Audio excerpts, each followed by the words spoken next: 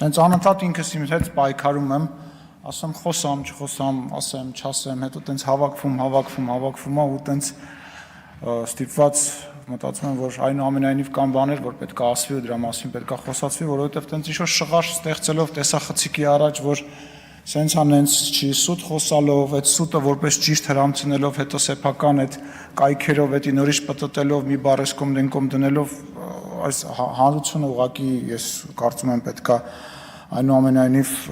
իմանա էլի, որ ասենք տենց միանշանակ չի, հասկացանք մենք այդքան կայք չունենք, այդքան փող չունենք, ծախսենք։ Իմիջիայլոց փողերի մասին այդ խոսակցությունը ընդհանրապես լավ է, որ ինչ-որ հասարակական կազմակերպություն կամ լրագրողը ասում, ես դա ինչ-որ հասկանում եմ, բայց որ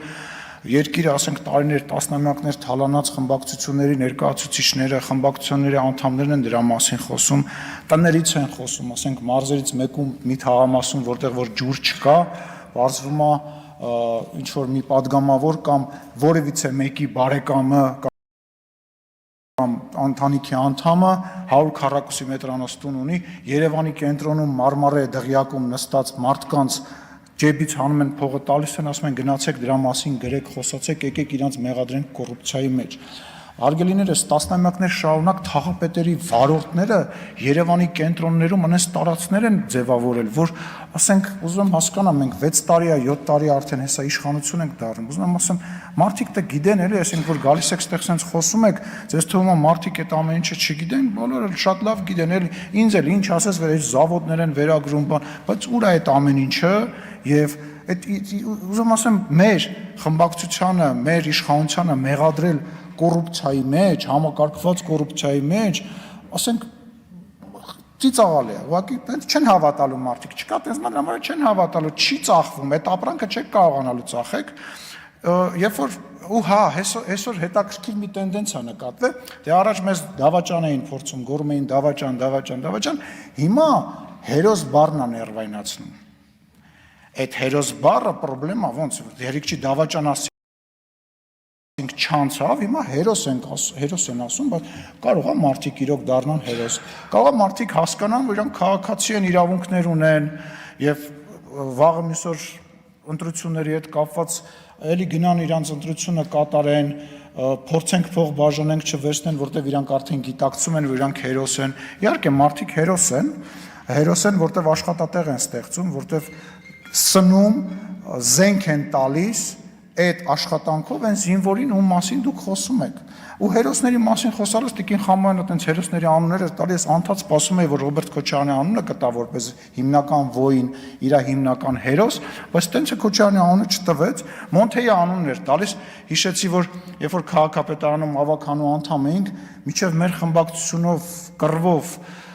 իրար սպանելով Մոնթեյի անունով մի փողոց կարողացանք համոզենք ասելով որ այդ մարդը հերոս է անցկացրեցինք հոգին ճան ու հերոս խոսակցության մեջ այսօր ամբողջ տարածաշրջանում ամենափոքր տնտեսական աճն ա եղել Հայաստանի Հանրապետությունում այդ ժամանակահատվածում եւ վերագրում էին դա Ռոբերտ Քոչարյանին, պարոն Խաչատրյանը չգիտես ինչի դրա մասին չէր բղավում։ Վաղը բղավեք դրա մասին, ես որևիցե խնդիր չունեմ։ Շիրակ Թորեսյանի մասին է ասում Ագնեսը Խամոյանը, Տիկին Խամոյանը պետք է լավ իմանա, որ հեղափոխությունը եղել է բոլորի համար եւ պարոն Թորեսյանը հայրենասեր մարդ է եւ ինքը հայտարարել է, որ մարդկանց կամքի բերումով ինքը իր ընտրությունը կատարել է, ինչպես ես օրինակ գալիս էի ձեր մոտ հանրային հեռուստատեսություն, դուք էլ ինձ հարցազրույց էիք վերցնում հեղափոխությունից հետո ու իմ ամենալավ հարցազրույցները երևի իրար հետ են կարել Տիկին Խամոյան, դուք էլ այդ շանսը ունեիք, էլի շատ մարդիկ այդ շանսը ունեին, բայց մարդիկ իրանց ընտրությունը անում են, հետո չի կարելի անընդհատ այդ սակարկել, այդ մեկ էլ այդ Տիկին Գրիգորյանը որ ասում է, հղիկին են գցել ավտոյի տակ, այդ երկու սակարկումները համ հին են, համ կներեք այդ բառի համար շատ էժան են, իրոք էժան են, որովհետև բոլորը գիտեն, որ որևիցե մեկին չի գցել մեքենայի տակ ու բոլորը գիտեն,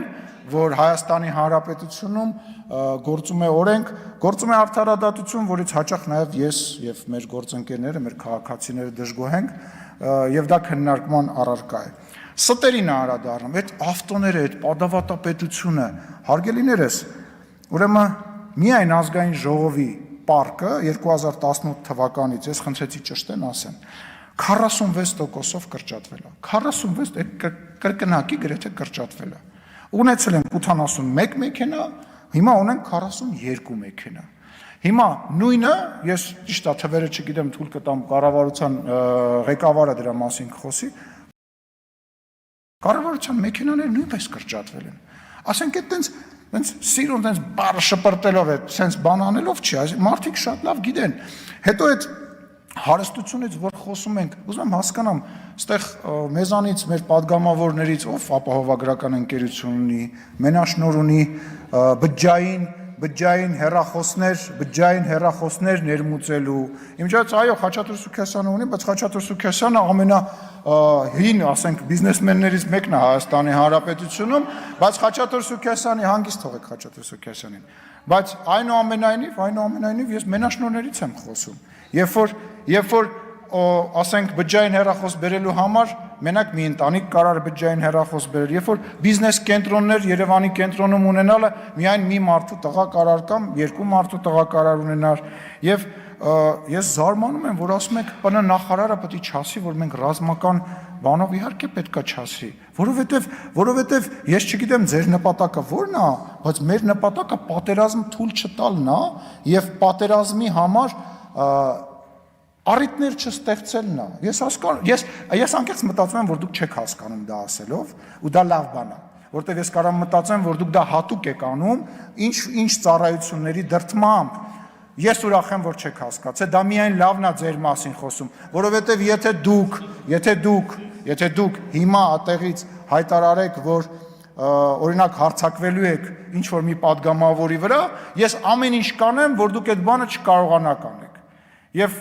կարծում եմ ավելի պրիմիտիվ բացատրելու բան չկա, կամ դուք չգիտեք, կամ հատուկ եք անում, ընտրեք, այլ այդ արդեն ձեր ընտրության հարցն է։ Եվ վերջում ես էլ երկու նորություն ունեմ,